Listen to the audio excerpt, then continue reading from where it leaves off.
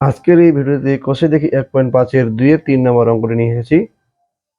বাস্তব ও বীজের এই অঙ্কটিও মোটামুটি ইম্পর্টেন্ট রয়েছে।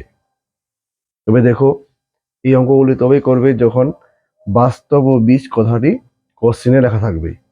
তাহলে বাস্তব আর বীজের যে ফর্মুলা রয়েছে বা সূত্র রয়েছে বা নিরূপক রয়েছে, সেটি হচ্ছে B square minus 4ac equal to 0।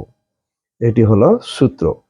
এবার আমি কি করব, বির মান বসাবো, এর মান বসাবো, সি এর মান বসাবো। বির মান হচ্ছে মাঝখানেটা, সবসময় মনে রাখবে সামনে এটা এ, তারপর এটা হচ্ছে বি, তারপর এটা হচ্ছে সি।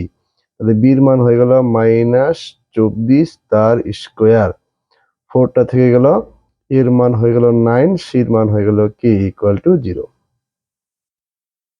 এবার কি করতে হবে, 24 রয়েছে, 24-এর স্কোয়ার রয়েছে, তাহলে 24 মানে দুইটা 24, স্কোয়ার থাকলে দুইবার, তাহলে 24 গুণ করলে আমরা পেয়ে যাব 576।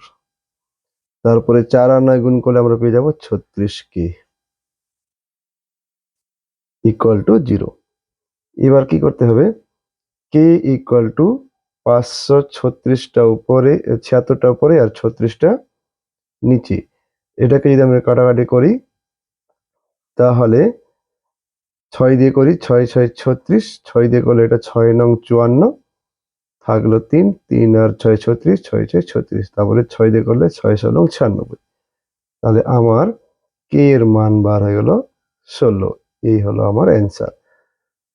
তাহলে বাস্তব ও সমান বীজের এই অঙ্কটি কেমন লাগলো? যদি ভালো লেগে থাকে অবশ্যই লাইক করবে, চ্যানেলটিকে সাবস্ক্রাইব করতে ভুলবেন না। ধন্যবাদ।